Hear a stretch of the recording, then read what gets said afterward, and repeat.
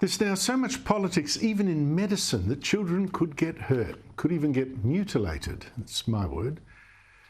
In fact, two experienced psychiatrists have just published a paper in the journal Australasian Psychiatry warning fellow doctors not to give in to transgender activists and let politics get in the way of what is best for children who say they're confused about their sexual identity. One is Andrew Amos, who's an academic psychiatrist who's previously held a training role with Queensland's Health Department. Andrew Amos, thank you so much for joining me. What is worrying you? What is the danger to children here? Thanks, Andrew. Great to be here. And good to see John Howard back in action. Look, the major danger, I think, sure was. is that... look, the major danger, I think, is that, as you say, there's an ideology in play here that has really taken over medicine. It's a specific area of medicine, but of course it's an area where there are growing numbers of people affected, and there are also expanding ways, if you like, of the ideology. One of the things we showed in our paper is that if you rely upon what the doctors involved with gender clinics tell you themselves, you're really only getting half the picture. Our paper went out and had a look at some UK cases where the documents actually showed you how decisions were made and things like the influence of activists.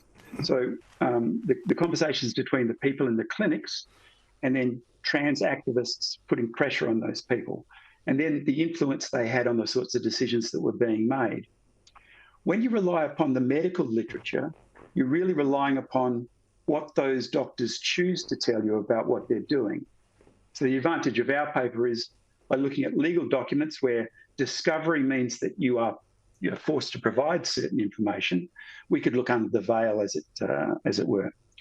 So our real concern then is that that sort of evidence shows that institutes in Australia who use similar models to the UK Tavistock model, which is the one we looked at, are really probably doing the wrong thing.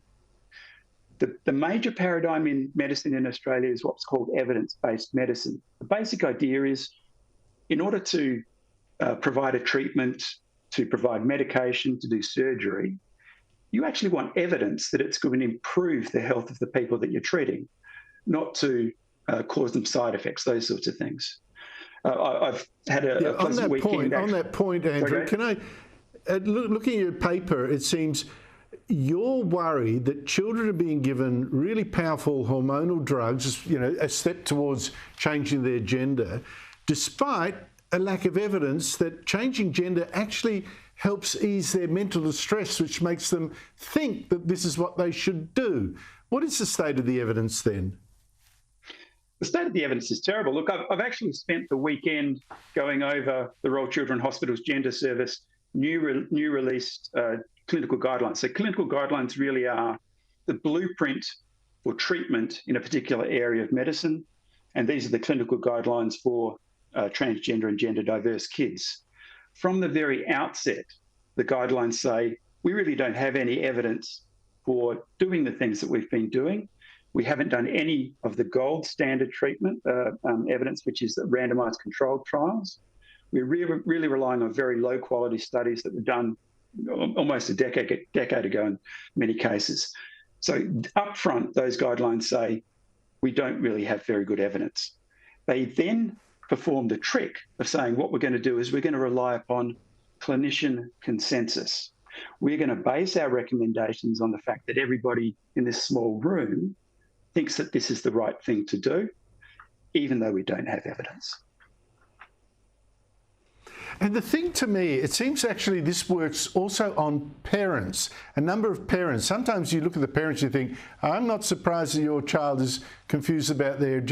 It seems, and I don't want to... Look, there are genuine cases. I have a friend who's gone through the process. I admire her greatly. I'm putting that to one side. But I also suspect there are people who are just too scared of being called transphobic or not with the swing. There are also people feeding off the attention. Is that what you're seeing? Oh, absolutely. Yeah. I mean, one of the names that's been given to it is the contagion effect. One of the problems with not having a lot of evidence about it is we don't know how much that is contributing to the problem. And certainly that was what we saw in the Tavistock case. The UK High Court actually made a point of drawing attention to the fact that they really didn't know what the treatments were doing on the average to the patients that they saw, and they particularly didn't know what was happening to those patients after they left care. They're being put on a pathway, maybe starting with social transitioning, changing the way you look and those sorts of things, moving on to puberty blockers, which suppress the body's natural development along a particular masculine or feminine path, and then in many cases will go to surgeries, I think you had mentioned. So that's a very dangerous path to go down.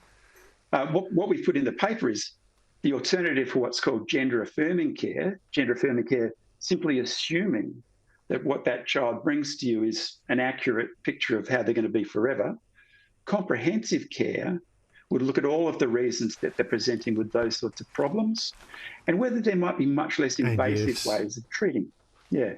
And sorry, Andrew, you mentioned families.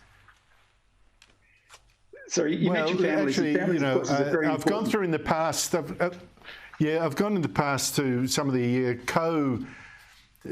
problems that a lot of these children present with, and sometimes I think you might actually start with dealing with those problems before you get to changing their identity.